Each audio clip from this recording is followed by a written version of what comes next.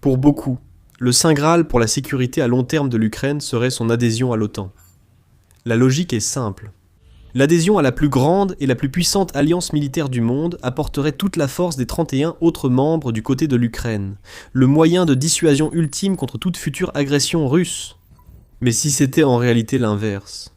Et si l'entrée de l'Ukraine dans l'Alliance était au moins aussi bénéfique pour l'OTAN que l'inverse? Avant que la Russie n'envahisse l'Ukraine en 2022, l'idée aurait pu sembler risible. Mais ce n'est plus si farfelu aujourd'hui. En fait, c'est même tout le contraire. En 2025, des opérateurs de drones ukrainiens ont été invités à participer à l'exercice Hedgehog 2025 de l'OTAN. Les exercices en Estonie ont obligé les responsables à réinitialiser l'entraînement à plusieurs reprises, après avoir infligé rapidement des pertes inacceptables aux unités britanniques et estoniennes. Pas une seule fois, mais à plusieurs reprises. Maintenant, lors des exercices Aurora 2026 de l'OTAN organisés en Suède, ils l'ont refait, et ils ont exposé les faiblesses les plus dangereuses de l'OTAN dans le processus. Voici comment les équipes de drones ukrainiennes ont détruit les défenses et tactiques de l'OTAN, et pourquoi c'est important.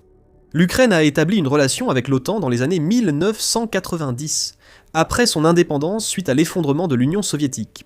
Mais la relation s'est développée à pas de géant, après l'invasion de la Russie, et la demande d'adhésion de l'Ukraine à l'OTAN en 2022. En particulier, l'Ukraine a été de plus en plus invitée à participer aux différents exercices militaires de l'OTAN en Europe. Par exemple, l'Ukraine a accueilli et ou participé aux exercices annuels Sea Breeze depuis 1997, généralement organisés en mer Noire, mais qui se tiendront au Royaume-Uni en 2025. Des observateurs et experts ukrainiens ont également participé au vaste exercice Steadfast Defender 2024, le plus grand exercice de l'OTAN depuis la fin de la guerre froide, impliquant plus de 90 000 militaires issus des 31 alliés de l'OTAN. Lors de ces exercices et des précédents, l'Ukraine était surtout un partenaire junior, présente pour s'entraîner, améliorer l'interopérabilité et apprendre de l'OTAN. Cela a commencé à changer en 2025. Forte de son expérience contre la Russie, l'Alliance positionne désormais l'Ukraine comme experte lors de ces exercices, pour enseigner et apporter de la valeur plutôt que pour apprendre. Lors des exercices REPMUS 2025 au Portugal, les équipes ukrainiennes ont déployé des drones maritimes qui ont coulé une frégate de l'OTAN lors d'une simulation, mettant en évidence les menaces navales asymétriques. Et lors des exercices Springstorm 2026 en Estonie, les représentants ukrainiens ont participé aux côtés des forces des États-Unis, du Royaume-Uni, de la France, de l'Allemagne et d'autres pays. Mais c'est lors des exercices Hedgehog 2025 en Estonie que l'Ukraine s'est vraiment distinguée. Les exercices ont réuni plus de 16 000 soldats provenant de 12 pays de l'OTAN. Ils se sont entraînés aux côtés des opérateurs de drones ukrainiens, y compris du personnel militaire temporairement détaché du front. Ensemble, ils ont simulé un champ de bataille contesté et encombré avec différents types de drones. Le résultat a été inattendu et choquant pour l'OTAN. Lors d'un scénario d'entraînement, un groupe de combat de plusieurs milliers de soldats, comprenant des troupes de la brigade britannique et de la division estonienne, a tenté de lancer une attaque mécanisée. Face à eux se trouvait une unité de drones ukrainienne composée d'une dizaine de soldats. Les Ukrainiens disposaient de drones et de Delta, un système ukrainien moderne de gestion du champ de bataille. Delta collecte des renseignements en temps réel, utilise l'intelligence artificielle pour analyser de grandes quantités d'informations, identifie les cibles et coordonne les frappes entre le commandement et les unités. Les forces de l'OTAN n'avaient aucune chance. En environ une demi-journée, les opérateurs de drones ukrainiens auraient détruit 17 véhicules blindés et effectué 30 frappes sur d'autres cibles. Lors d'une bataille simulée, les drones ukrainiens auraient anéanti 2 bataillons d'infanterie motorisés de l'OTAN, qui tentaient d'attaquer un objectif en traversant une forêt dense, ce qui a piégé les véhicules sur les routes. Selon Ivar Agniot, le coordinateur des systèmes aériens sans pilote pour la Ligue de défense estonienne et participant à l'exercice, dans le cadre de l'exercice, eux, les 2 bataillons, ont effectivement perdu leur capacité de combat. Il a indiqué que les unités de l'OTAN n'ont pas atteint nos opérateurs de drones. Un autre participant a rappelé « Le groupe de combat de l'OTAN s'est déplacé sans camouflage, installant tentes et véhicules blindés, tous détruits. » Des experts en défense alertent depuis un moment que la guerre en Ukraine a profondément changé la façon de combattre et que l'OTAN pourrait être dépassée. Les exercices Hedgehog 2025 ont représenté un sérieux signal d'alarme pour l'Alliance. Aujourd'hui, l'Ukraine a répété la manœuvre, transformant ses avertissements en signaux d'alerte majeurs. Les exercices. Aurora. 2026, dirigés par la Suède, se sont déroulés du 27 avril au 13 mai 2026. Se déroulant principalement dans le sud et le centre de la Suède ainsi que dans la mer Baltique, l'exercice a mobilisé environ 18 000 soldats issus des forces terrestres, navales et aériennes de 13 pays. La Suède, pays hôte, les États-Unis, le Royaume-Uni, le Danemark, la Norvège, la Finlande, l'Allemagne, la France, les Pays-Bas, le Canada, l'Estonie, la Lettonie et l'Ukraine.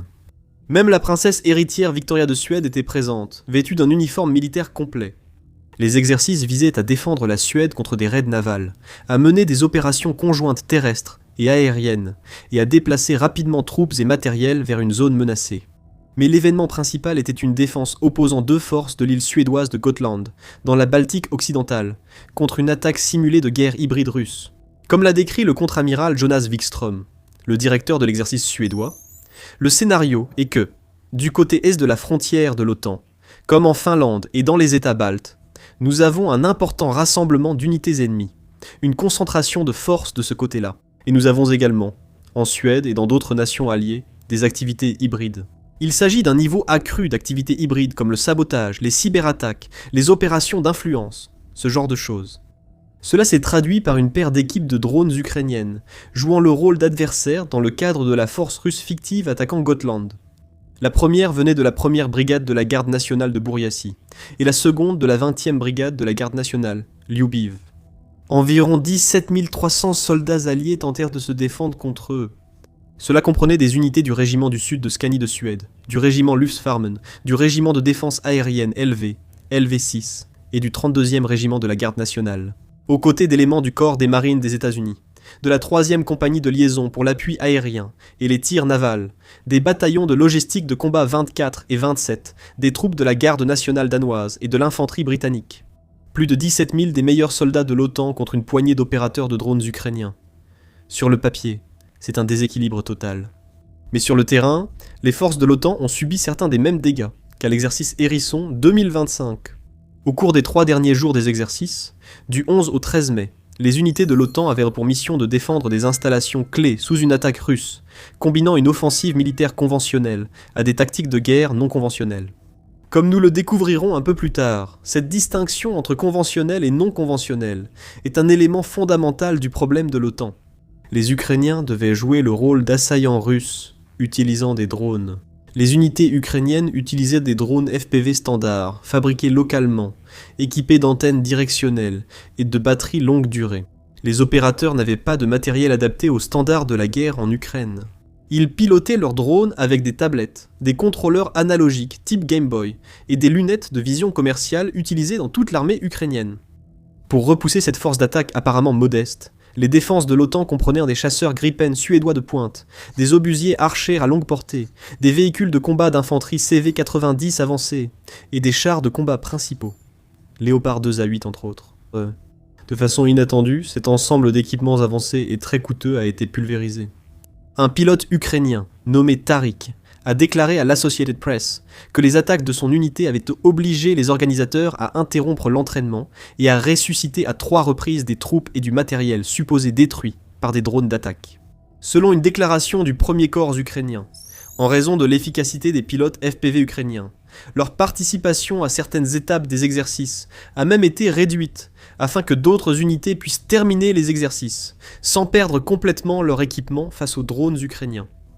Ainsi, lors d'un scénario d'assaut mécanisé, un équipage ukrainien travaillant aux côtés de pilotes suédois a détruit 28 des quelques 32 pièces d'équipement majeurs. Dans un autre scénario, les FPV ukrainiens ont submergé et détruit les défenses d'un aérodrome militaire en moins de 20 minutes, touchant toutes les cibles avec succès, sans perdre un seul drone. C'était humiliant. Pour aggraver la situation pour l'OTAN, les unités de drones ukrainiennes n'étaient même pas des unités d'élite. C'était au moins un facteur atténuant dans l'humiliation de l'exercice Hedgehog 2025. Ces exercices impliquaient la redoutée unité Némésie de l'Ukraine, également connue sous le nom de 412e Brigade des forces de système sans pilote des forces armées ukrainiennes, l'une des unités de drones les plus remarquables de l'USF. Depuis le début de 2026 seulement, la brigade d'élite aurait détruit 20 chars russes, soit l'équivalent de 2 compagnies de chars complètes. Au total, depuis 2022, ils sont crédités de la destruction ou de l'endommagement de près de 200 chars, 300 véhicules blindés de combat et plus de 1000 véhicules.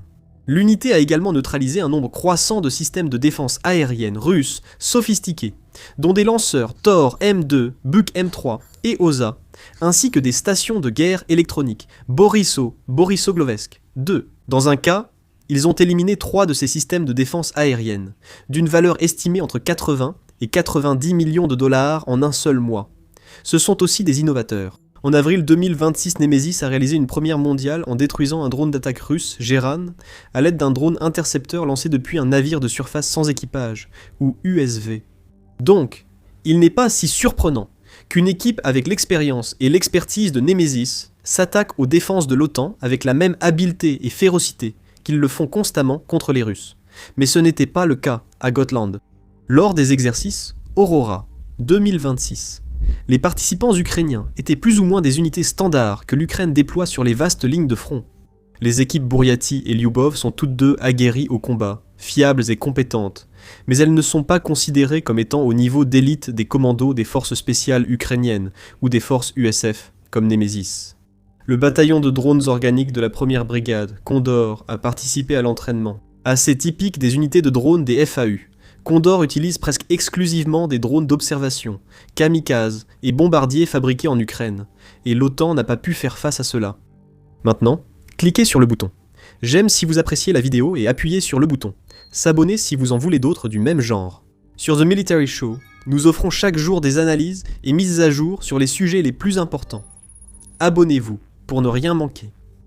Pourquoi les forces de l'OTAN peinent-elles face aux unités compactes de drones ukrainiennes ? Eh bien, selon Anatoly Mourkotoun, une grande partie de la raison vient de tactiques dépassées. L'ancien détective de police Mourkotoun est le commandant de Nemesis, et un nom bien connu dans les cercles ukrainiens de drones. Il a été l'un des premiers à soutenir et développer la technologie des drones bombardiers, aujourd'hui omniprésente dans les forces armées ukrainiennes, et un pionnier de l'utilisation de vidéos de petits drones et de la fusion de données pour améliorer le renseignement et l'efficacité des frappes.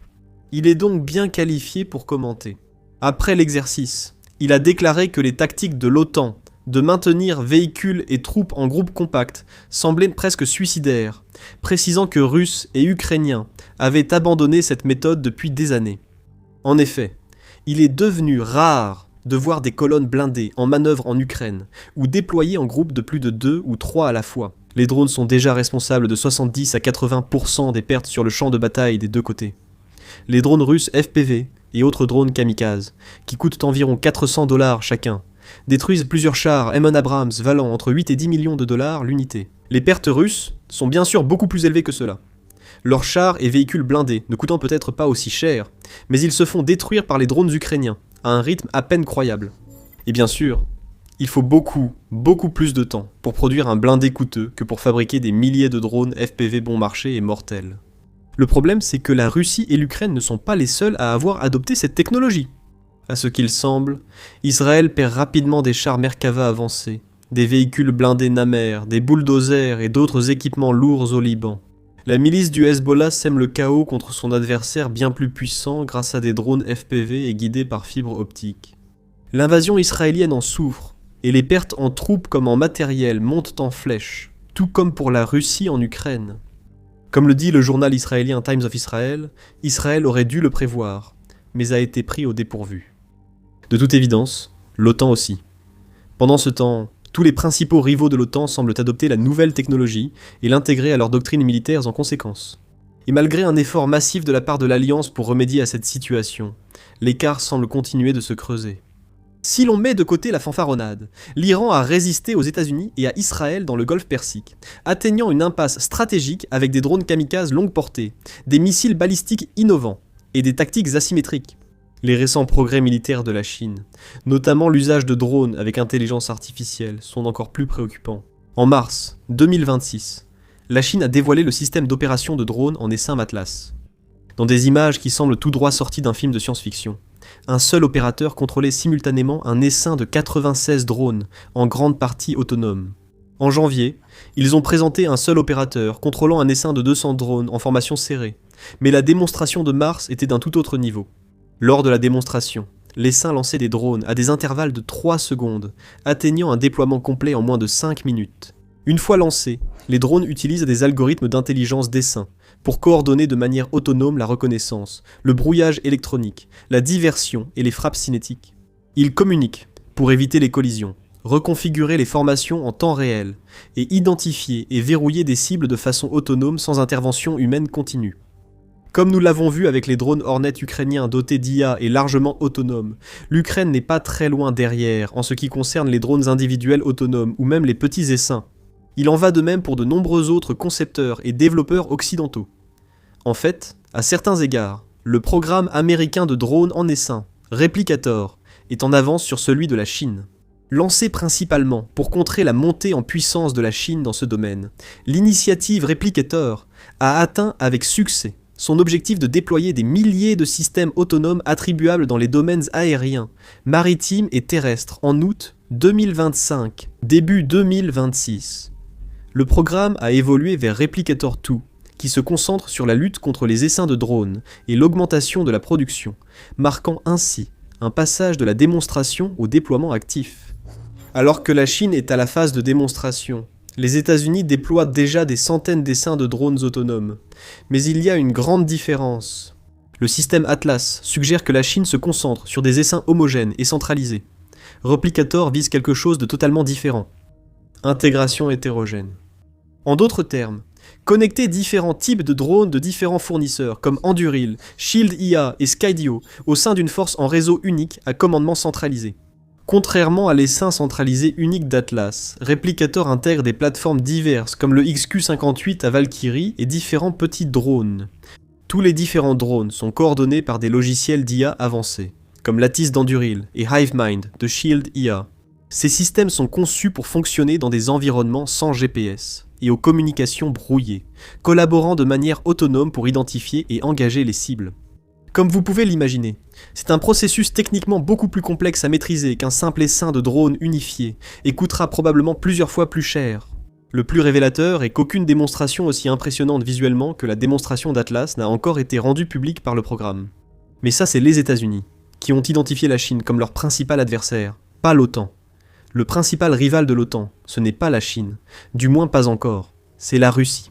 Alors que la Russie avance lentement dans le développement de ses essaims de drones autonomes, l'Ukraine paraît avoir une nette avance. Les essaims de drones autonomes sont une technologie émergente, encore peu établie.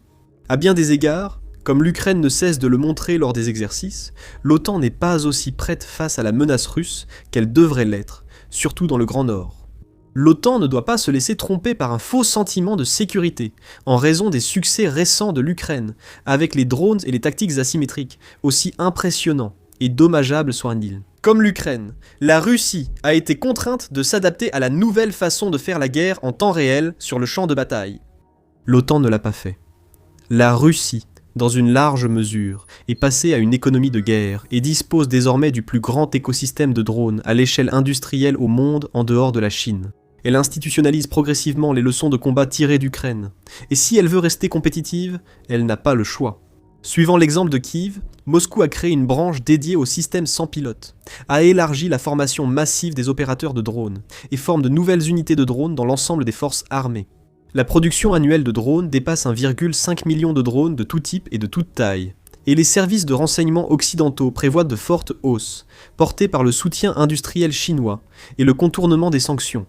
En Arctique, la Russie utilisera sans doute des drones comme multiplicateurs de force, assurant surveillance, reconnaissance et renseignement le long des côtes arctiques et de la route maritime du Nord, en assurant les systèmes de défense côtière bastion, en soutenant les opérations anti-sous-marines et anti-surface, et en menant des frappes à longue portée avec des drones kamikazes et des missiles avancés. Ces actions seront liées à des offensives de cyberguerre et de guerre électronique, pour affaiblir les capacités alliées de détection, de ciblage et de commandement et de contrôle. Pour lutter efficacement contre tout cela, l'OTAN ne pourra pas se reposer uniquement sur sa supériorité aérienne traditionnelle et ses navires de guerre. Il faudra répondre au feu par le feu, ou aux drones par des drones. Et comme l'a démontré l'Ukraine, l'OTAN n'est pas encore tout à fait à la hauteur de la tâche. Cela ne veut pas dire que l'Alliance ne prend pas la menace très au sérieux et n'agit pas en conséquence. Il suffit de regarder les prochains exercices. Silent Swarm 2026, prévu pour juillet 2026 en Estonie. Bien qu'à l'origine il s'agisse principalement d'un événement dirigé par la marine américaine, il a pris une dimension de plus en plus internationale au cours de ses 4 éditions précédentes, 2022, 3, 4 et 5. L'édition 2026 soulignera l'évolution de la doctrine de l'Alliance face aux essaims de drones autonomes et l'intégration de la coopération entre systèmes habités et non habités dans les domaines terrestres et aériens, avec un accent sur la guerre électronique. L'autonomie permise par l'IA et la défense aérienne multicouche à courte portée, Silent Swarm 2026, reflète clairement la réponse urgente de l'OTAN aux leçons tirées d'Ukraine. Sur un plan plus pratique, lors d'Aurora 2026, les instructeurs ukrainiens ont partagé leur expérience sur l'usage des drones, la coordination des unités et le travail en guerre électronique. Lors de briefings destinés aux militaires suédois, français, britanniques et néerlandais. Selon Andreas Gustafsson, le commandant suédois de la brigade de combat battue par les équipages ukrainiens, ceux-ci ont une avance en guerre par drone. Nous apprécions qu'ils partagent leur expérience ici, et avons beaucoup à apprendre d'eux. Mais l'OTAN doit encore évoluer pour maîtriser rapidement la guerre de nouvelle génération. Selon un opérateur de drone ukrainien identifié sous le nom de Garab, qui a participé à Aurora 2026, les forces de l'OTAN ont du potentiel, mais ont besoin d'améliorations significatives en matière de drones, de tactique et de compréhension de la guerre par drones au niveau des commandants. Et cela commence par la doctrine de l'Alliance. Comme mentionné précédemment, lors d'Aurora 2026, l'Alliance considérait l'utilisation de drones comme non conventionnelle. Cela montre que, malgré les mises à jour récentes, l'OTAN voit encore les drones comme un simple soutien à la dissuasion et à la défense, non comme des éléments centraux. La conséquence, comme l'a suggéré Garab, est que les commandants manquent de concepts matures pour intégrer les systèmes sans pilote dans des opérations multidomaines contre un adversaire doté de drones comme la Russie.